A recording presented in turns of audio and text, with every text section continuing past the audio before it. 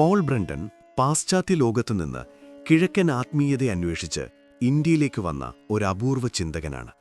സന്യാസിമാരെയും യോഗികളെയും അത്ഭുതങ്ങളെയും വെറും കഥകളായി കാണാതെ നേരിട്ടുള്ള അനുഭവങ്ങളിലൂടെ അവയുടെ സത്യാവസ്ഥ കണ്ടെത്താൻ അദ്ദേഹം ശ്രമിച്ചു. ആ അന്വേഷണത്തിന്റെ ഫലമായാണ് ലോകപ്രശസ്തമായ സെർച്ച് ഇൻ സീക്രട്ട് ഇന്ത്യ എന്ന കൃതി പിറന്നത്. ഈ പുസ്തകം ഇന്ത്യയുടെ പുറംകാഴ്ചയല്ല പറയുന്നത്, മറിച്ച് സാധാരണ കണ്ണുകൾക്ക് മറഞ്ഞുകിടക്കുന്ന ഒരു രഹസ്യ ഇന്ത്യയെക്കുറിച്ചാണ്. യഥാർത്ഥ യോഗികൾ, ആത്മീയ ഗുരുക്കന്മാർ, മനസ്സിന്റെയും ആത്മാവിന്റെയും അഗാധതകൾ എല്ലാം തന്നെ പാശ്ചാത്യ ലോകത്തിന് ആദ്യമായി തുറന്നുകാട്ടിയ ഒരു അതുല്യ ആത്മീയ യാത്രാ വിവരണമാണ് search in secret India. Search in secret India എന്ന പുസ്തകത്തെ ആധാരമാക്കി തയ്യാറാക്കിയ ഒരു പുസ്തക അവലോകനമാണ് ഈ വീഡിയോയിൽ ഉൾപ്പെടുത്തിയിട്ടുള്ളത്.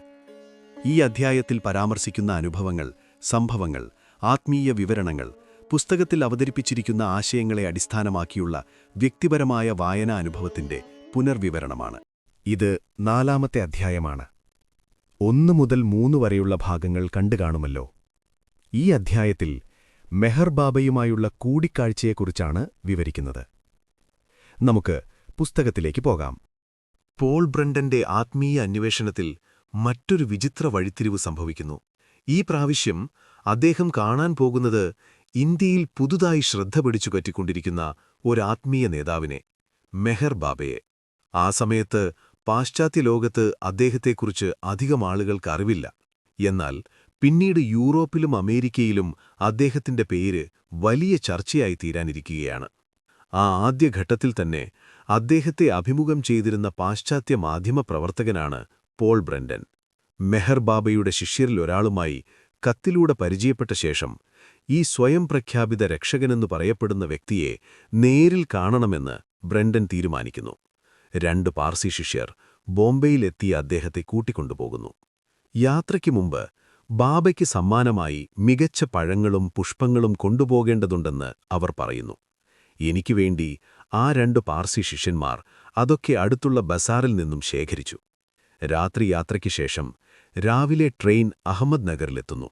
ചരിത്രപ്രസിദ്ധമായ ഈ സ്ഥലത്ത് ഒരിക്കൽ മുഗൾ ചക്രവർത്തിയായ ഔറംഗസേബ് തന്റെ അവസാന ദിവസങ്ങൾ ചിലവഴിച്ചതായി പോൾ ബ്രണ്ടൻ ഓർക്കുന്നു. സ്റ്റേഷനിൽ നിന്ന് മെഹർ ബാബയുടെ ആശ്രമത്തിലേക്ക് പോകാൻ ഒരു പഴയ ഫോർഡ് കാർ കാത്തിരിക്കുന്നു. ഏകദേശം 7 മൈൽ ദൂരം സഞ്ചരിക്കുമ്പോൾ സമതലമായ വയലുകൾ, നീംമരങ്ങൾ, ചെറുഗ്രാമങ്ങൾ, പൂക്കളാൽ അലങ്കരിച്ച പുഴക്കര, വെള്ളത്തിൽ വിശ്രമിക്കുന്ന മാടുകൾ, ഇവയെല്ലാം ചേർന്ന് ഒരു ഗ്രാമീണ ശാന്തതയുടെ ദൃശ്യമായി മാറുന്നു.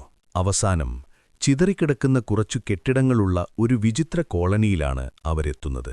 ചില പഴയ സൈനിക ക്യാമ്പുകളുടെ അവശിഷ്ടങ്ങൾ പോലെ തോന്നുന്ന കല്ല് കെട്ടിടങ്ങളും അടുത്തായി ലളിതമായ മരക്കുടീരങ്ങളും.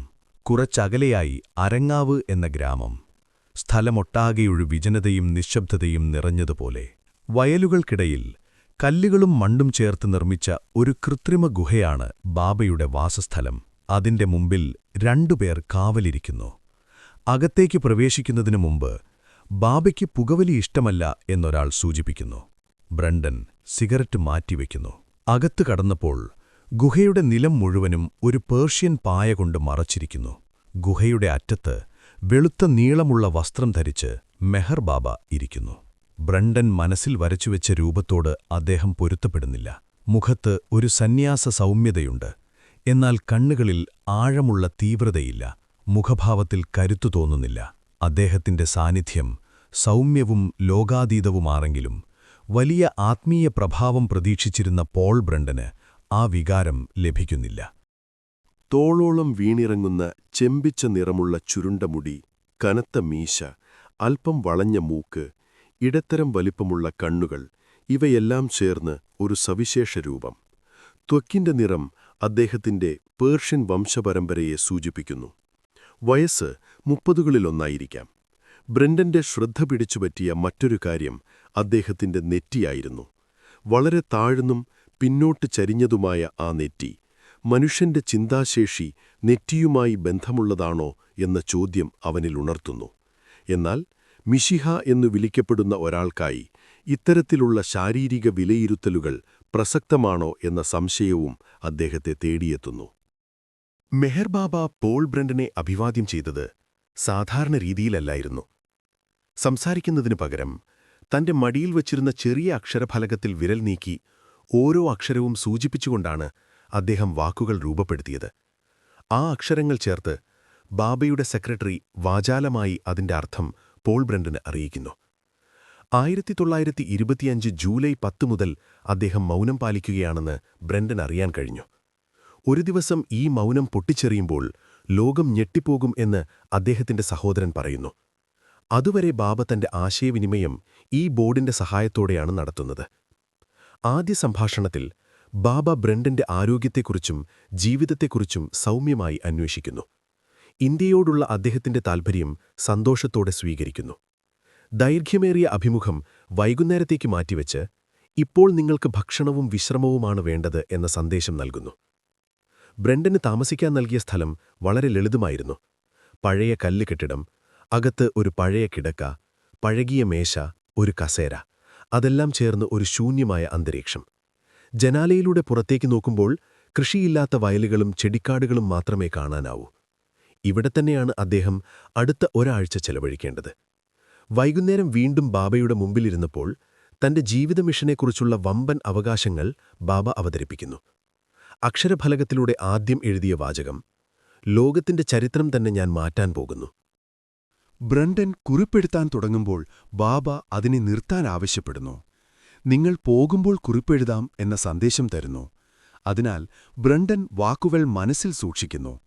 ബാബ തന്റെ സന്ദേശം വിശദീകരിക്കുന്നു.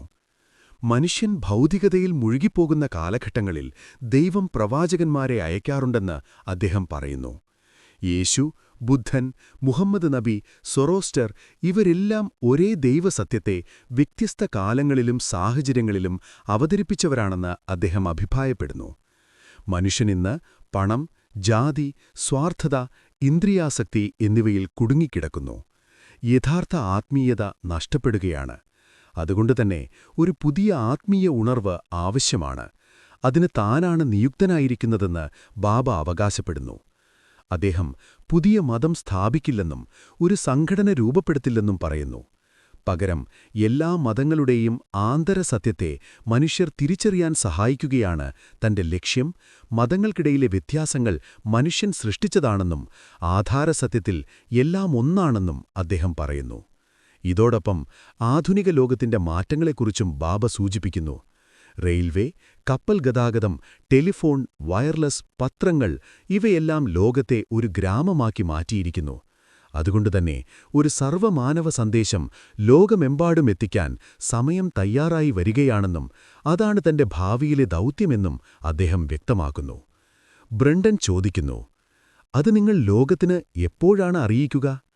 ബാബയുടെ മറുപടി അതിശയിപ്പിക്കുന്നതായിരുന്നു. ലോകം അസ്ഥിരതയിലാകുമ്പോൾ, യുദ്ധങ്ങൾ, പ്രകൃതി ദുരന്തങ്ങൾ, അക്രമങ്ങൾ, മനുഷ്യൻ ആശയക്കുഴപ്പത്തിലാകുന്ന സമയത്താണ് താൻ മൗനം പൊട്ടിച്ചെറിയുക. അപ്പോഴാണ് തന്റെ സന്ദേശം ഏറ്റവും ആവശ്യമായിരിക്കുക.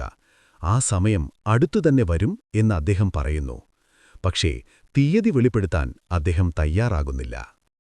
അതു വളരെ ഭീകരമായ പ്രവചനം തന്നെയല്ലേ? ബ്രണ്ടൻ അതിശയത്തോടെ പറഞ്ഞു. മെഹർ ബാബ ക്ഷമാപണഭാവത്തിൽ തന്റെ നീണ്ട വിരലുകൾ വിരിച്ചു. അതെ, വരാനിരിക്കുന്ന യുദ്ധം ഭയാനകമാകും. ശാസ്ത്രത്തിന്റെ പുരോഗതി അതിനെ മുൻകാല യുദ്ധങ്ങളെക്കാൾ കൂടുതൽ നാശകരമാക്കും.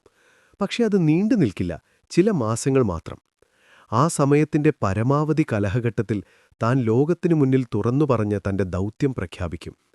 തന്റെ ആത്മീയ ശക്തിയും പ്രവർത്തനങ്ങളും ഉപയോഗിച്ച് യുദ്ധം പെട്ടെന്ന് അവസാനിപ്പിച്ച് ലോകത്തിന് സമാധാനം തിരികെ കൊണ്ടുവരുമെന്നും ബാബ പറയുന്നു. അതോടൊപ്പം ഭൂമിയിൽ വലിയ പ്രകൃതി വിപത്തുകളും സംഭവിക്കുമെന്ന് അദ്ദേഹം സൂചിപ്പിക്കുന്നു. ലോകത്തിന്റെ പല ഭാഗങ്ങളിലും ജീവനും സ്വത്തും നശിക്കും. ഞാൻ മിശിഹായുടെ വേഷം സ്വീകരിക്കേണ്ടി വരുമെങ്കിൽ അത് ലോകത്തിന്റെ അവസ്ഥ ആവശ്യപ്പെടുന്നതിനാലായിരിക്കും എന്നായിരുന്നു അദ്ദേഹത്തിന്റെ വാക്കുകൾ. ബാബയുടെ സെക്രട്ടറി, മറാത്ത സമൂഹത്തിന്റെ കറുത്ത ടോപ്പി ധരിച്ച ഒരു ചെറുപ്പക്കാരൻ ഈ വാക്കുകൾ വിവർത്തനം ചെയ്ത ശേഷം ബ്രണ്ടനെ അർത്ഥവത്തായി നോക്കി. ഇവിടെ നമുക്ക് എത്ര വലിയ കാര്യങ്ങൾ അറിയാമെന്ന് നോക്കൂ എന്നവന്റെ മുഖഭാവം പറയുന്നതുപോലെ. തുടർന്ന് ബാബ തന്റെ സന്ദേശം തുടരുന്നു. യുദ്ധത്തിനു ശേഷം ദീർഘകാല സമാധാനകാലം വരും. ആയുധനിരോധനം വെറും വാക്കുകളായിരിക്കില്ല, യാഥാർത്ഥ്യമായിരിക്കും. ജാതി, മതം, സമുദായ വ്യത്യാസങ്ങൾ ഇല്ലാതാകും. ലോകമെമ്പാടുമുള്ള രാജ്യങ്ങൾ തന്നെ കാണാൻ ആഗ്രഹിക്കും. തന്റെ ആത്മീയ സന്ദേശം നഗരങ്ങളിലും ഗ്രാമങ്ങളിലും എത്തുമെന്നും അദ്ദേഹം പറയുന്നു. ബ്രണ്ടൻ ചോദിക്കുന്നു, അപ്പോൾ ഇന്ത്യയുടെ സ്ഥിതി? ബാബയുടെ മറുപടി വ്യക്തമാണ്. ഇന്ത്യയിലെ ജാതി വ്യവസ്ഥ പൂർണ്ണമായി ഇല്ലാതാകണം. അതാണ് രാജ്യത്തെ പിന്നോട്ട് നയിച്ചത്. താഴ്ന്ന ജാതിക്കാർ ഉയർന്നാൽ ഇന്ത്യ ലോകത്തിൽ സ്വാധീനമുള്ള രാജ്യമായി മാറും. ഇന്ത്യയുടെ ഭാവി എന്ന ചോദ്യം കേട്ടപ്പോൾ ബാബ പറയുന്നു, എല്ലാ കുറവുകളുമുണ്ടായാലും ഇന്ത്യ ഇപ്പോഴും ലോകത്തിലെ ഏറ്റവും ആത്മീയമായ ദേശമാണ്. ഭാവിയിൽ അത് ലോകത്തിന് ധാർമ്മിക നേതൃത്വം നൽകും. മതങ്ങളുടെ സ്ഥാപകർ എല്ലാവരും കിഴക്കിൽ നിന്നുള്ളവരാണ്. അതുകൊണ്ടുതന്നെ ആത്മീയ വെളിച്ചത്തിനായി ലോകം വീണ്ടും കിഴക്കോട്ട് നോക്കും. ബ്രണ്ടൻ പാശ്ചാത്യ രാഷ്ട്രങ്ങൾ ഈ ചെറിയ സൗമ്യനായ ബ്രൗൺ നിറമുള്ളയാളുടെ പാദങ്ങളിൽ ഇരിക്കുന്ന ചിത്രം മനസ്സിൽ വരച്ചു നോക്കാൻ ശ്രമിക്കുന്നു. പക്ഷേ അത് അദ്ദേഹത്തിന് അസാധ്യമാകുന്നു. ഇത് മനസ്സിലാക്കിയതുപോലെ ബാബ വിശദീകരിക്കുന്നു. ഇന്ത്യയുടെ അടിമത്തം ശരിയായ അടിമത്തമല്ല, അത് ശരീരത്തിൻ്റേതാണ്, ആത്മാവിൻ്റെയല്ല. രാജ്യത്തിൻ്റെ ആത്മാവ് മഹത്താണ്, അത് നശിക്കാത്തതാണ്. സംഭാഷണം വീണ്ടും മുൻ വിഷയത്തിലേക്ക് തിരിയുന്നു. ഇവയിൽ പലതും ഞങ്ങൾ പാശ്ചാത്യർ മുമ്പേ കേട്ട കാര്യങ്ങളാണ്. നിങ്ങൾക്ക് പുതിയതായി പറയാനുണ്ടോ? ബ്രണ്ടൻ ചോദിക്കുന്നു. ബാബയുടെ മറുപടി, ഞാൻ പറയുന്നത് പഴയ ആത്മീയ സത്യങ്ങൾ തന്നെയായിരിക്കും. പക്ഷേ എന്റെ മിസ്റ്റിക് ശക്തിയാണ് ലോകത്തിന് പുതുമ നൽകുന്നത്. കുറച്ചു സമയം നിശബ്ദത. പുറത്തേക്ക് നോക്കുമ്പോൾ ചൂടിൽ കരിഞ്ഞുപോകുന്ന വയലുകളും ദൂരെയുള്ള മലനിരകളും. ഈ ശാന്തമായ ഗുഹയിൽ ലോകപരിഷ്കാരത്തെക്കുറിച്ച് സ്വപ്നം കാണുന്നത് എളുപ്പമാണ്. പക്ഷേ നഗരങ്ങളിലെ കഠിന യാഥാർത്ഥ്യത്തിൽ ഇത് നിലനിൽക്കുമോ എന്ന് ബ്രണ്ടൻ ആലോചിക്കുന്നു. അദ്ദേഹം നേരിട്ട് ചോദിക്കുന്നു, പാശ്ചാത്യർ സംശയാലുക്കളാണ്. നിങ്ങൾക്ക് ദൈവിക അധികാരമുണ്ടെന്ന് അവർ വിശ്വസിക്കാൻ എന്താണ് തെളിവ്? അവർ നിങ്ങളെ പരിഹസിച്ചേക്കാം. ബാബയുടെ മറുപടി അതിശയിപ്പിക്കുന്നു. ഞാൻ പൊതുവായി എന്റെ ദൗത്യം പ്രഖ്യാപിച്ചാൽ എന്റെ ശക്തിക്ക് മുന്നിൽ ഒന്നും നിൽക്കാനാവില്ല. ഞാൻ അത്ഭുതങ്ങൾ പ്രവർത്തിക്കും. കുരുടർക്ക് കാഴ്ച നൽകും, രോഗികളെ സുഖപ്പെടുത്തും, വൈകല്യമുള്ളവരെ ശരിയാക്കും, മരണപ്പെട്ടവരെ പോലും ഉയിർത്തെഴുന്നേൽപ്പിക്കും. ഈ വാക്കുകൾ ബ്രണ്ടന്റെ മനസ്സിനെ വിറപ്പിക്കുന്നു. സാധാരണ ബുദ്ധിക്ക് അതീതമായ അവകാശവാദങ്ങൾ. ബാബ തുടർന്നു പറയുന്നു, ഇത് കൗതുകം തീർക്കാനല്ല, സംശയശീലികളെ വിശ്വസിപ്പിക്കാൻ വേണ്ടിയാണ്. ജനങ്ങളുടെ മനസ്സ് ആത്മീയതയിലേക്ക് തിരിക്കാൻ വേണ്ടിയാണ്. സെക്രട്ടറി ഇടപെടുന്നു. ബാബ ഇതിനകം അത്ഭുതങ്ങൾ ചെയ്തിട്ടുണ്ട്. ബ്രണ്ടൻ ഉത്സാഹത്തോടെ ചോദിക്കുന്നു, എന്തൊക്കെ? ബാബ നിസ്സാരമായി പുഞ്ചിരിച്ചു പറയുന്നു, അതൊക്കെ മറ്റൊരു സമയത്ത് പറഞ്ഞാൽ മതി. എനിക്കാവശ്യമെങ്കിൽ എന്തത്ഭുതവും ചെയ്യാം. ഈ വാക്കുകൾ ബ്രണ്ടന്റെ അന്വേഷണാത്മക മനസ്സിനെ കൂടുതൽ ഉണർത്തുന്നു. ഇതിന്റെ വിശദാംശങ്ങൾ പിന്നീട് ശേഖരിക്കണമെന്ന് അദ്ദേഹം മനസ്സിൽ കുറിക്കുന്നു. അവസാനം തന്റെ ജീവിതചരിത്രത്തെക്കുറിച്ച് ചോദിച്ചപ്പോൾ ബാബ തന്റെ ശിഷ്യന്മാരോട് അദ്ദേഹത്തെ നിർദ്ദേശിക്കുന്നു. അവർക്കാണ് എന്റെ കഴിഞ്ഞ കാലത്തെക്കുറിച്ച് പറയാനുള്ളത് എന്ന സന്ദേശം. സംഭാഷണം സാധാരണ വിഷയങ്ങളിലേക്ക് മാറുന്നു. ഉടൻ കൂടിക്കാഴ്ച അവസാനിക്കുന്നു. ബ്രണ്ടൻ തന്റെ താമസസ്ഥലത്ത് തിരിച്ചെത്തിയ ഉടനെ ഒരു സിഗരറ്റ് കൊളുത്തുന്നു. ഗുഹയ്ക്ക് പുറത്ത് വിലക്കപ്പെട്ടതിന്റെ പ്രത്യുപകാരം പോലെ. പുക മുകളിലേക്കുയരുന്നത് നോക്കി അദ്ദേഹം ആലോചനയിൽ മുഴുകുന്നു. സന്ധ്യ മങ്ങിക്കൊണ്ടിരിക്കുമ്പോൾ ഒരു കൗതുകകരമായ ദൃശ്യം ബ്രണ്ടൻ കാണുന്നു. നക്ഷത്രങ്ങൾ മങ്ങലോടെ തെളിഞ്ഞു തുടങ്ങിയിരിക്കുന്നു. ഇരുട്ടും വെളിച്ചവും കലർന്ന ആ സമയത്ത് എണ്ണവിളക്കുകളുടെ മങ്ങലൊളി ചുറ്റും പരക്കുന്നു. ഗുഹയ്ക്കുള്ളിൽ മെഹർ ബാബ ഇരിക്കുന്നു. ഗുഹയുടെ പുറത്ത് അർദ്ധവൃത്താകാരത്തിൽ ശിഷ്യന്മാരും സന്ദർശകരും അരങ്ങാവ് ഗ്രാമത്തിലെ നാട്ടുകാരും കൂടി ഒരു വിചിത്രമായ കൂട്ടം ഒത്തുകൂടുന്നു. എല്ലാ ദിവസവും ബാബ എവിടെയുണ്ടായാലും നടക്കുന്ന ഒരു ചടങ്ങ് ആരംഭിക്കാനിരിക്കുകയാണ്. ഒരു ഭക്തൻ ചെറു ലോഹപാത്രത്തിൽ എണ്ണ നിറച്ച് ചന്ദന സൗരഭ്യമുള്ള തിരി കത്തിച്ച് ആ വിളക്ക് ബാബയുടെ തല ചുറ്റി 7 പ്രാവശ്യം വീശുന്നു. ഉടൻ തന്നെ എല്ലാവരും ഒരുമിച്ച് ഗാനം തുടങ്ങുന്നു.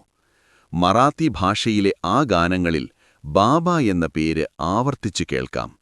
ആ ഗാനങ്ങൾ അദ്ദേഹത്തെ സ്തുതിക്കുന്നവയാണെന്ന് വ്യക്തമാണ്. ബാബയുടെ ഇളയ സഹോദരൻ ഒരു ചെറിയ ഹാർമോണിയം വായിക്കുന്നു. അതിന്റെ നിസാരവും നീണ്ടുനിൽക്കുന്ന ശബ്ദം ആ ഗാനങ്ങൾക്ക് അനുഗമിക്കുന്നു. ചടങ്ങിനിടയിൽ ഓരോ ഭക്തനും ഗുഹയിലേക്ക് ചെന്ന് ബാബയുടെ മുന്നിൽ നമസ്കരിച്ച് അദ്ദേഹത്തിന്റെ പാദങ്ങൾ ചുംബിക്കുന്നു. ചിലർ അതീവ ഭക്തിഭാവത്തിൽ 1 മിനിറ്റ് വരെ അങ്ങനെ തുടരുന്നു. ഈ പ്രവൃത്തി ആത്മീയമായി ഏറെ ഗുണകരമാണെന്നും ബാബയുടെ അനുഗ്രഹം ലഭിക്കുകയും പാപങ്ങൾ കുറയുകയും ചെയ്യുമെന്നും അവർക്ക് വിശ്വാസമുണ്ട്. ഇത് കണ്ട ബ്രണ്ടൻ തന്റെ താമസസ്ഥലത്തേക്ക് മടങ്ങുന്നു. നാളെ എന്താണ് കാത്തിരിക്കുന്നതെന്ന് ആലോചിക്കുന്നു. ദൂരെയുള്ള വയലുകൾക്കപ്പുറം കാട്ടിലൊരു കുറുക്കന്റെ നിലവിളി രാത്രിയുടെ നിശബ്ദത ഭേദിക്കുന്നു. അടുത്ത ദിവസം ഇംഗ്ലീഷ് അറിയുന്ന ശിഷ്യന്മാരെയും സെക്രട്ടറിയെയും ഒരു മരക്കുടിലിനു മുന്നിൽ ബ്രണ്ടൻ കൂട്ടിയിരുത്തുന്നു. മറ്റുള്ളവർ അല്പദൂരത്ത് നിൽക്കുന്നു. എല്ലാവരുടെയും ഓർമ്മകളും അറിവുകളും ചേർത്ത് അവരുടെ ഗുരുവിന്റെ ജീവിതത്തെക്കുറിച്ചുള്ള വിവരങ്ങൾ ബ്രണ്ടൻ ശേഖരിക്കാൻ തുടങ്ങുന്നു. അദ്ദേഹത്തിന്റെ പേര് മെഹർ ആയിരുന്നെങ്കിലും താൻ തന്നെ സദ്ഗുരു മെഹർ ബാബ എന്ന് വിളിക്കുന്നു. സദ്ഗുരു എന്നത് പരിപൂർണ ഗുരു എന്നർത്ഥം. ബാബ എന്നാൽ സ്നേഹസംബോധന. മെഹർ ബാബയുടെ പിതാവ് പേർഷ്യൻ വംശജനായിരുന്നു, സരോസ്ത്രമതസ്ഥൻ. ദാരിദ്ര്യത്തിൽ ഇന്ത്യയിലേക്ക് കുടിയേറിയ അദ്ദേഹം പൂനെയിൽ താമസമുറപ്പിച്ചു. 1894 അവിടെ തന്നെയാണ് മെഹർ ജനിച്ചത്. അവൻ പഠനത്തിൽ നല്ല കഴിവ് തെളിയിച്ചു. 17-ാം വയസ്സിൽ മെട്രിക്കുലേഷൻ പാസായി. തുടർന്ന് ഡെക്കൻ കോളേജിൽ 2 വർഷം പഠിച്ചു. ഇതിനുശേഷമാണ് ജീവിതത്തിൽ വിചിത്രമായൊരു വഴിത്തിരിവ് സംഭവിച്ചത്. ഒരു ദിവസം സ്കൂളിൽ നിന്ന് സൈക്കിൾ കയറി മടങ്ങുമ്പോൾ ഹസ്രത്ത് ബാബാജൻ എന്ന വയോധിക മുസ്ലിം ഫക്കീറിന്റെ വീട്ടുമുൻപിലൂടെ കടന്നുപോകുകയായിരുന്നു. അവൾ 100 വയസ്സിന് മുകളിലുള്ളവളാണെന്ന് പറയപ്പെടുന്നു. അവൾ അവനെ വിളിച്ചു. അടുത്തെത്തിയപ്പോൾ അവന്റെ കൈകൾ പിടിച്ചു ചേർത്ത് നെറ്റിയിലൊരു ചുംബനം നൽകി. അതിനുശേഷം സംഭവിച്ചത് വ്യക്തമായി ആരും വിശദീകരിക്കാൻ കഴിഞ്ഞില്ല. മെഹർ വീട്ടിലെത്തിയപ്പോൾ മാനസികമായി അശാന്തനായിരുന്നു. അടുത്ത 8 മാസങ്ങൾക്കിടെ അവന്റെ മനസ്സിന്റെ ശക്തി ക്ഷയിച്ചു. പഠനം തുടരാൻ കഴിയാതെ കോളേജ് വിട്ടു. തുടർന്ന് ഒരിനം മാനസിക മന്ദാവസ്ഥയിലായി. സ്വയം ഭക്ഷണം കഴിക്കുക, ശുചീകരണം ചെയ്യുക പോലുള്ള അടിസ്ഥാന കാര്യങ്ങൾ പോലും നിർദ്ദേശമില്ലാതെ ചെയ്യാനാവാത്ത അവസ്ഥ. യന്ത്രം പോലെ ജീവിച്ചു. പിതാവ് അത് പഠനം മൂലമുള്ള മാനസിക ക്ഷീണമെന്ന് കരുതി ചികിത്സ തേടി. കുറച്ചു മാസങ്ങൾക്ക് ശേഷം അവന്റെ ആരോഗ്യത്തിൽ പുരോഗതി വന്നു. ക്രമേണ സാധാരണ ജീവിതത്തിലേക്ക് മടങ്ങി. എന്നാൽ സ്വഭാവത്തിൽ വലിയ മാറ്റം സംഭവിച്ചിരുന്നു. ലൗകിക അഭിലാഷങ്ങളില്ലാതായി. പഠനത്തിലും കായിക പ്രവർത്തനങ്ങളിലും താൽപ്പര്യം നഷ്ടപ്പെട്ടു. പകരം ആത്മീയ ജീവിതത്തിലേക്കുള്ള ആഴത്തിലുള്ള ആകർഷണം വളർന്നു. ഈ മാറ്റത്തിന് കാരണമായി ബാബാജന്റെ ചുംബനത്തെ തന്നെയാണെന്ന് വിശ്വസിച്ച മെഹർ അവളോട് ഉപദേശം ചോദിച്ചു. അവൾ ഒരാത്മീയ ഗുരുവിനെ കണ്ടെത്തണമെന്ന് പറഞ്ഞു.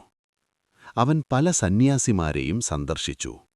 ഒടുവിൽ സകോരി ഗ്രാമത്തിലെ ചെറിയ ക്ഷേത്രത്തിൽ താമസിച്ചിരുന്ന ഉപാസനി മഹാരാജിനെ കണ്ടുമുട്ടി. അവിടെ തന്നെയാണ് താൻ ഗുരുവിനെ കണ്ടെത്തിയതെന്ന് അവൻ വിശ്വസിച്ചു. അവൻ ഇടയ്ക്കിടെ സകോരിയിലേക്ക് പോകാൻ തുടങ്ങി. ഒരിക്കൽ 4 മാസം വരെ അവിടെ പാർത്തു. ഒരു ദിവസം തന്റെ പഴയ സുഹൃത്തുക്കളെ ക്ഷേത്രത്തിലേക്ക് കൊണ്ടുവന്നു. ഉപാസനി മഹാരാജ് അവരോട് സംസാരിച്ച് മെഹർ തന്റെ ആത്മീയ ശക്തികളുടെ അവകാശിയാണെന്നും ദിവ്യപരിപൂർണത നേടിയെന്നും പ്രഖ്യാപിച്ചു. ചിലർ അതിൽ വിശ്വസിച്ചു, ചിലർ സംശയത്തോടെ നിന്നു. ഏകദേശം 27-ാം വയസ്സിൽ മെഹർ തന്റെ ശിഷ്യന്മാരോട് ഒരു ദൈവിക ദൗത്യം തനിക്കുണ്ടെന്ന് പ്രഖ്യാപിച്ചു. പിന്നീട് അതിന്റെ സ്വഭാവം വ്യക്തമാക്കാൻ തുടങ്ങി. താനൊരു മേശിയാവാകാനിരിക്കുകയാണ് എന്ന വിശ്വാസം. 1924 മെഹർ ആദ്യമായി ഇന്ത്യ വിട്ട് പേർഷ്യയിലേക്ക് യാത്ര ചെയ്തു. എന്നാൽ തുറമുഖത്തെത്തിയതോടെ തിരിച്ചുപോയി. അല്പമാസങ്ങൾക്ക് ശേഷം പേർഷ്യയിൽ രാഷ്ട്രീയ കലാപമുണ്ടായി. പഴയ ഭരണകൂടം മാറി. അതിനെക്കുറിച്ച് ബാബ പിന്നീട് തന്റെ ശിഷ്യന്മാരോട് പറഞ്ഞത്, "എന്റെ ആത്മീയ പ്രവർത്തനത്തിന്റെ ഫലമാണത്." അദ്ദേഹത്തിന്റെ അനുയായികൾ പറയുന്നതുപോലെ പുതിയ ഭരണത്തിൽ വിവിധ മതവിഭാഗങ്ങൾ സമാധാനത്തോടെ ജീവിക്കാൻ തുടങ്ങി. കുറച്ചു വർഷങ്ങൾക്ക് ശേഷം മെഹർ ബാബ ഒരു വിചിത്രമായ വിദ്യാഭ്യാസ പദ്ധതി ആരംഭിച്ചു. അരങ്കാവു ഗ്രാമത്തിന് സമീപമുള്ള ഭൂമി അദ്ദേഹത്തിന്റെ നിർദ്ദേശപ്രകാരം ഒരു ശിഷ്യൻ വാങ്ങി. അവിടെ കുറച്ചു മരക്കുടിലുകളും താൽക്കാലികമായ കുടിലുകളും പണിതു. തുടർന്ന് ഒരു സൗജന്യ വസതിയോടുകൂടിയ വിദ്യാലയം ആരംഭിച്ചു. അധ്യാപകർ അദ്ദേഹത്തിന്റെ വിദ്യാഭ്യാസമുള്ള ശിഷ്യന്മാർ, വിദ്യാർത്ഥികൾ ഭക്തരുടെ കുടുംബങ്ങളിൽ നിന്നോ അവരുടെ സുഹൃത്തുക്കളുടെ കുട്ടികളോ ആണ്. ഫീസില്ല, ഭക്ഷണവും താമസവും സൗജന്യം. സാധാരണ പഠന വിഷയങ്ങളോടൊപ്പം മതേതരമായ ആത്മീയ പഠനവും ബാബ സ്വയം കൈകാര്യം ചെയ്തു. ഈ ആകർഷക വ്യവസ്ഥകൾ കൊണ്ട് ഏകദേശം 100ഓളം കുട്ടികളെ എളുപ്പത്തിൽ സമാഹരിക്കാൻ കഴിഞ്ഞു. അവരിൽ പേർഷ്യയിൽ നിന്നുള്ള കുട്ടികളും ഉണ്ടായിരുന്നു. വിവിധ മതങ്ങളിലെ നൈതിക ആശയങ്ങളും മഹാന്മാരായ പ്രവാചകരുടെ ജീവിതകഥകളും കുട്ടികൾക്ക് പഠിപ്പിച്ചു. മതപാഠങ്ങൾ പിന്നീട് പഠനത്തിന്റെ പ്രധാന ഭാഗമായി തീർന്നു. മെഹർ ബാബയുടെ മാർഗനിർദ്ദേശത്തിൽ മുതിർന്ന കുട്ടികൾ ഒരു തരത്തിലുള്ള ഭക്തിമൂലക ആത്മീയതയിലേക്ക് നയിക്കപ്പെട്ടു. കുറച്ചു കുട്ടികൾക്ക് അതിവേഗമായ മതാഭിമുഖതയും ചിലപ്പോഴതിന്റെ അതിരുകൾ കടക്കുന്ന വികാരപ്രകടനങ്ങളും കാണപ്പെട്ടു. ഈ വിദ്യാലയത്തിന്റെ പ്രത്യേകതയെന്തെന്നാൽ ഹിന്ദുക്കളും മുസ്ലിങ്ങളും ക്രിസ്ത്യാനികളും സരോസ്ത്രന്മാരും ഒരുമിച്ചു പഠിച്ചു. പക്ഷേ മെഹർ ബാബയ്ക്ക് ഇതിലും വലുതായൊരു സ്വപ്നമുണ്ടായിരുന്നു. അദ്ദേഹം തന്റെ പ്രധാന ശിഷ്യനെ ഇംഗ്ലണ്ടിലേക്ക് അയച്ചു, വെളുത്ത വർഗത്തിലെ കുട്ടികളെ ഈ വിദ്യാലയത്തിലേക്ക് കൊണ്ടുവരാൻ. എന്നാൽ ആശ്രമം പരാജയപ്പെട്ടു.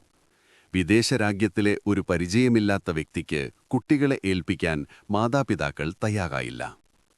അവിടെ ഒരാൾ മാത്രമാണ് ബാബയുടെ ആശയങ്ങളിൽ ആകർഷിതനായത്. അദ്ദേഹം കുറച്ചു ദരിദ്ര കുടുംബങ്ങളെ കണ്ടെത്തി. എന്നാൽ ഈ പദ്ധതി അധികാരികൾ തടഞ്ഞു. കുട്ടികൾ ഇന്ത്യയിലേക്ക് വന്നില്ല. ആ വ്യക്തിയും കുടുംബവും പിന്നീട് ഇന്ത്യയിലെത്തി. എന്നാൽ കുറച്ചു മാസങ്ങൾക്ക് ശേഷം അവരെ തിരികെ അയച്ചു. മെഹർ ബാബയുടെ ലക്ഷ്യം 2 കാര്യങ്ങളായിരുന്നു. ജാതി-മതവ്യത്യാസങ്ങൾ കുട്ടികളുടെ മനസ്സിൽ നിന്ന് ഇല്ലാതാക്കുക, ചിലരെ തന്റെ ആത്മീയ ദൗത്യത്തിന്റെ ഭാവി ദൂതന്മാരായി വളർത്തുക. കാലം തികഞ്ഞപ്പോൾ ഇവരെ ലോകത്തിന്റെ വിവിധ ഭാഗങ്ങളിലേക്കയച്ച് തന്റെ സന്ദേശം പ്രചരിപ്പിക്കാനായിരുന്നു അദ്ദേഹത്തിന്റെ പദ്ധതി. ഇതോടൊപ്പം മറ്റൊരു പ്രവർത്തനവും ആരംഭിച്ചു. ഒരു ലളിതമായ ചികിത്സാ കേന്ദ്രം. അടുത്ത പ്രദേശങ്ങളിൽ നിന്നുള്ള കാഴ്ചയില്ലാത്തവരെയും രോഗികളെയും ഭിന്നശേഷിക്കാരെയും ശിഷ്യന്മാർ കൊണ്ടുവന്നു. സൗജന്യ ചികിത്സയും ഭക്ഷണവും താമസവും നൽകി. ബാബ അവരുടെ ആത്മീയ ആശ്വാസത്തിനും ശ്രദ്ധിച്ചു.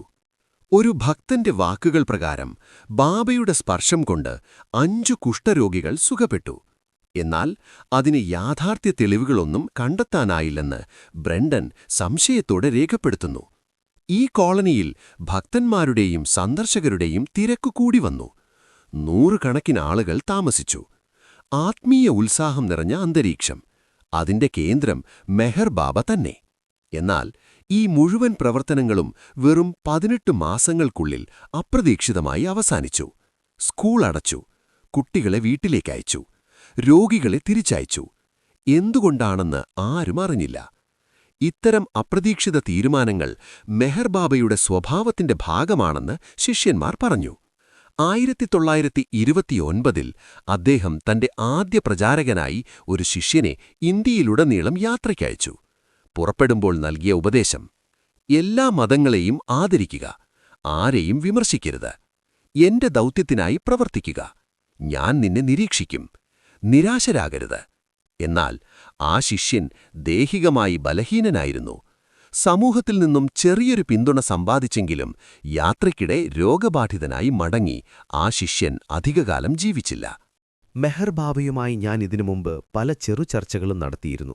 പക്ഷെ ലോകത്തിനായി അദ്ദേഹം ഏറ്റെടുത്തതായി പറയുന്ന ആ ദിവ്യദൗത്യംകുറിച്ച് കൂടുതൽ വ്യക്തമായ മറുപടികൾ വേണമെന്ന് ഞാൻ ആഗ്രഹിച്ചു. അതിനാൽ ഒരവസാന അഭിമുഖം കൂടി അഭ്യർത്ഥിച്ചു. ആ ദിവസം അദ്ദേഹത്തിന്റെ കഴുത്തിൽ ഒരു നീല തുണിത്തൊപ്പി, മുട്ടിന്മേൽ അക്ഷരഫലകം, ചുറ്റും ആരാധനാഭാവത്തോടെയിരിക്കുന്ന ശിഷ്യർ. നിശബ്ദതയുടെ നടുവിൽ ഞാൻ നേരിട്ട് ചോദിച്ചു, നിങ്ങളൊരു മിശിഹയാണെന്ന് നിങ്ങൾക്കെങ്ങനെ ഉറപ്പായി? ശിഷ്യർ ഞെട്ടി. പക്ഷേ ബാബ ചിരിച്ചു. അക്ഷരഫലകത്തിൽ വിരലുകൾ വേഗത്തിൽ സഞ്ചരിച്ചു. നീ ഒരു മനുഷ്യനാണെന്നെങ്ങനെ അറിയുന്നുവോ അതുപോലെ തന്നെ ഞാനൊരു മിശിഹയാണെന്ന് ഞാൻ അറിയുന്നു. അതെന്റെ സാന്നിധ്യമാണ്. ഞാൻ ഒരിക്കലും എന്നെക്കുറിച്ച് തെറ്റിദ്ധരിക്കില്ല. അടുത്ത ചോദ്യത്തിൽ ഞാൻ പഴയ സംഭവത്തെ ഉന്നയിച്ചു. ആ മുസ്ലിം ഫക്കീർ നിങ്ങളെ മുത്തമിട്ടപ്പോൾ എന്ത് സംഭവിച്ചു? അദ്ദേഹത്തിന്റെ മറുപടി വിചിത്രമായിരുന്നു. അതുവരെ താൻ സാധാരണ യുവാവായിരുന്നു. ആ മുത്തം ജീവിതത്തിന്റെ വഴിത്തിരിവായി. ലോകം മുഴുവൻ അകലുന്നതുപോലെ അനുഭവം. ദൈവത്തോടൊപ്പം താൻ മാത്രം ബാക്കിയായി. മാസങ്ങളോളം ഉറക്കമില്ല. പിതാവ് താൻ ഭ്രാന്തനാകുന്നുവെന്ന് കരുതി ഡോക്ടർമാരെ വിളിച്ചു. പക്ഷേ താൻ രോഗിയല്ലായിരുന്നു, ദൈവാനുഭവത്തിൽ മുങ്ങിയവൻ മാത്രമാണെന്ന് അദ്ദേഹം വ്യക്തമാക്കി. പിന്നീട് ഞാൻ ചോദിച്ചു, ലോകം ഇതറിയുന്നതെപ്പോൾ? സമയം അടുത്തിരിക്കുന്നു, പക്ഷേ തീയതി പറയാനാവില്ല. അതിനുശേഷം അദ്ദേഹം പറഞ്ഞത് കൂടുതൽ അതിശയകരമായിരുന്നു.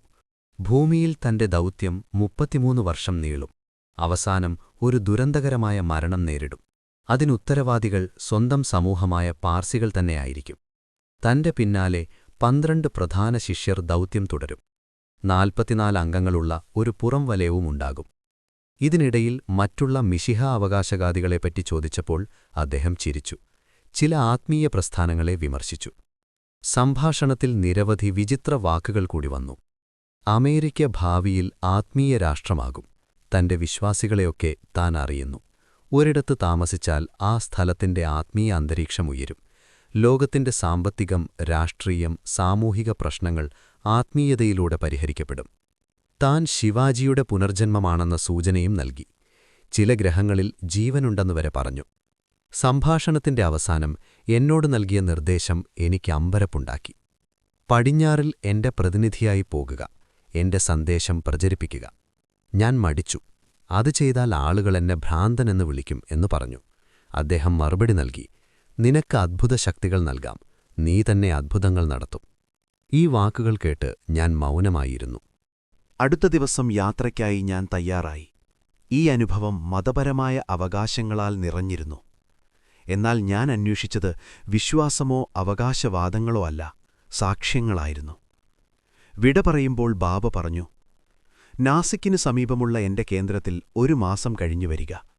അവിടെ നിനക്ക് എന്റെ ആന്തരിക ആത്മീയ ശക്തികൾ അനുഭവിക്കാൻ കഴിയും. സംശയങ്ങൾ അപ്പോൾ മാറും. അദ്ദേഹത്തിന്റെ വാക്കുകൾ വിചിത്രമായിരുന്നെങ്കിലും എന്റെ അന്വേഷണ മനസ്സ് തുറന്ന നിലയിൽ തന്നെ തുടരാൻ ഞാൻ തീരുമാനിച്ചു. ഒരു ദിവസം തിരികെ വന്ന് ഇതെല്ലാം അടുത്തറിയാമെന്ന് ഞാൻ മനസ്സിലുറപ്പിച്ചു. ബോംബെയിലെ നഗരജീവിതത്തിന്റെ തിരക്കിലേക്ക് ഒരു ചെറിയ മടങ്ങിവരവ്. അതിനുശേഷം ഞാൻ പൂണെയിലേക്കുള്ള ട്രെയിനിൽ കയറി. ഇന്ത്യയിലെ എന്റെ യഥാർത്ഥ സഞ്ചാരം ഇപ്പോൾ മാത്രമാണ് ആരംഭിക്കുന്നത്. മെഹർ ബാബയുടെ ജീവിതത്തിൽ നിർണായകമായ വഴിത്തിരിവ് സൃഷ്ടിച്ചുവെന്ന് പറയപ്പെടുന്ന ആ വയോധിക മുസ്ലിം ഫക്കീർ ഹസ്രത്ത് ബാബാജൻ എന്റെ കൗതുകം വർദ്ധിപ്പിച്ചു. അവരെ നേരിൽ കാണണമെന്ന് ഞാൻ തീരുമാനിച്ചു. ബോംബെയിൽ മുൻകൂട്ടി നടത്തിയ അന്വേഷണങ്ങളിൽ നിന്നും ജഡ്ജി ഖണ്ഡലാവാള എന്ന മുതിർന്ന വ്യക്തിയിൽ നിന്നും ചില വിവരങ്ങൾ ലഭിച്ചു. അദ്ദേഹത്തിന് അവരെ 50 വർഷമായി പരിചയം. ഭക്തർ പറയുന്നതുപോലെ 130 വയസ്സല്ല, ഏകദേശം 95 വയസ്സുണ്ടാകുമെന്നാണ് അദ്ദേഹത്തിന്റെ അഭിപ്രായം. ബലൂചിസ്ഥാനിൽ നിന്ന് ബാല്യത്തിൽ വീട്ടുവിട്ടിറങ്ങിയ ഹസ്രത്ത് ബാബാജൻ ദീർഘകാലം കാൽനടയായി സഞ്ചരിച്ച് പൂണെയിലെത്തി. പിന്നീടൊരിക്കലും അവിടെ നിന്ന് മാറിയിട്ടില്ല. ആദ്യമൊരു നീം മരത്തിൻ കീഴിൽ താമസിച്ചു. കാലാവസ്ഥയെക്കുറിച്ചു പരിഗണനയില്ലാതെ അവിടെ തന്നെയായിരുന്നു ജീവിതം. പിന്നീട് മുസ്ലിം ഭക്തർ അവർക്കായി ചെറിയൊരു മരക്കുടിൽ പണിതു. ജഡ്ജിയുടെ വ്യക്തിപരമായ അഭിപ്രായം ചോദിച്ചപ്പോൾ അവരൊരു യഥാർത്ഥ ഫക്കീറാണ് എന്നദ്ദേഹം പറഞ്ഞു. അദ്ദേഹത്തോട് ഞാൻ ഉപാസിനി മഹാരാജിനെപ്പറ്റിയും ചോദിച്ചു. ജഡ്ജിയുടെ അനുഭവങ്ങൾ അത്ര സന്തോഷകരമായിരുന്നില്ല. ചില പ്രവചനങ്ങൾ തെറ്റിയതിന്റെ ഉദാഹരണങ്ങൾ അദ്ദേഹം പറഞ്ഞു. ഇതിലൂടെ എനിക്കൊരു കാര്യം വ്യക്തമായി.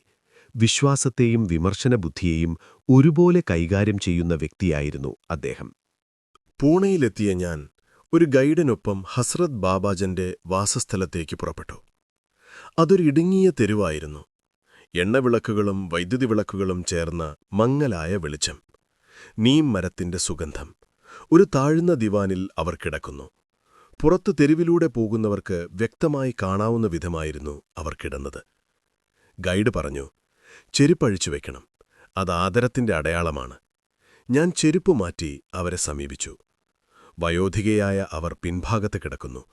വെളുത്ത സിൽക്കി മുടി, ആഴത്തിലുള്ള ചുളിവുകൾ നിറഞ്ഞ മുഖം. ഞാൻ ഹിന്ദുസ്ഥാനിയിൽ സ്വയം പരിചയപ്പെടുത്തി. അവർ തലതിരിച്ചു, കൈനീട്ടി എന്റെ കൈ പിടിച്ചു. വളരെ ഉറച്ച പിടുത്തം. 3-4 മിനിറ്റ് നേരം എന്റെ കണ്ണുകളിലേക്ക് നോക്കി നിന്നു. ആ കണ്ണുകൾ എന്നെ ആശയക്കുഴപ്പത്തിലാക്കി. ശൂന്യത, പക്ഷേ ഒരു വിധത്തിൽ ഉള്ളിലേക്ക് കടന്നുവരുന്ന ദൃഷ്ടി.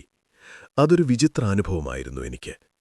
ശേഷം അവർ കൈവിട്ട് നെറ്റിത്തട്ടുകയും ഗൈഡിനോട് എന്തോ പറയുകയും ചെയ്തു. ഗൈഡ് മൃദുവായി വിവർത്തനം ചെയ്തു. ഇവനെ ഇന്ത്യയിലേക്ക് വിളിച്ചു. ഉടൻ അവൻ അതിന്റെ അർത്ഥം മനസ്സിലാക്കും. അവരുടെ ശബ്ദം വളരെ ക്ഷീണിതമായിരുന്നു. കൂടുതൽ സംസാരിക്കാൻ അവർക്ക് കഴിയില്ലെന്ന് ഞാൻ തിരിച്ചറിഞ്ഞു. ഞാൻ മടങ്ങാൻ തയ്യാറായി. ഒരു ചിന്ത മാത്രം മനസ്സിൽ ശക്തമായി ഉയർന്നു. അവരുടെ കണ്ണുകളിൽ ഞാൻ കണ്ട ശൂന്യത മരണത്തിന്റെ വാതിലിനരികെ നിൽക്കുന്ന ഒരാത്മാവിന്റെ സൂചനയായിരുന്നു. ഹോട്ടലിലേക്ക് മടങ്ങിയപ്പോൾ എന്റെ ഉള്ളിലൊരു വിചിത്രമായ മാറ്റം ഞാൻ അനുഭവിച്ചു. അവരിലൊരാഴത്തിലുള്ള മാനസിക ശക്തിയുണ്ടെന്ന് ഞാൻ ഉറപ്പിച്ചു. അവരുമായുണ്ടായ ആ ചെറിയ സമ്പർക്കം എന്റെ ചിന്തകളെ തന്നെ മാറ്റിമറിച്ചു. ശാസ്ത്രമെല്ലാം വിശദീകരിച്ചുവെന്ന് കരുതുന്ന നമ്മുടെ ആത്മവിശ്വാസം എത്രമേൽ ഉപരിതലമാണെന്ന് ഞാൻ ആലോചിച്ചു. ഇന്ത്യയിലേക്ക് വിളിച്ചു എന്ന അവരുടെ വാക്കുകൾ മനസ്സിൽ വീണ്ടും വീണ്ടും മുഴങ്ങി. ഞാൻ തന്നെയാണ് സ്വമേധയാ വന്നതെന്ന് കരുതിയിരുന്നില്ലേ? എന്നാൽ ഈ കുറിപ്പുകൾ എഴുതുന്ന ഈ നിമിഷത്തിൽ ഏറെക്കാലത്തിനു ശേഷം ആ വാക്കുകളുടെ അർത്ഥം കുറച്ചെങ്കിലും മനസ്സിലാകുന്നതായി തോന്നുന്നു. ഇതൊരുപാട് വിചിത്രങ്ങളാൽ നിറഞ്ഞ ലോകമാണ്. അതിൽ മനുഷ്യബുദ്ധിക്ക് പിടികിട്ടാത്ത ചില തലങ്ങളുണ്ട്. പുണ്യാത്മാക്കളെ, ഈ ഭാഗം ഇവിടെ അവസാനിക്കുന്നു. നിങ്ങളുടെ അഭിപ്രായങ്ങൾ കമന്റ് ബോക്സിൽ പങ്കുവയ്ക്കുമല്ലോ. വീഡിയോ ഇഷ്ടമായാൽ ലൈക്ക്, ഷെയർ എന്നിവ ചെയ്യണേ. കൂടുതൽ ആത്മീയ വീഡിയോകൾക്കായി ചാനൽ സബ്സ്ക്രൈബ് ചെയ്യാൻ മറക്കല്ലേ. അടുത്ത വീഡിയോയിൽ കാണാം.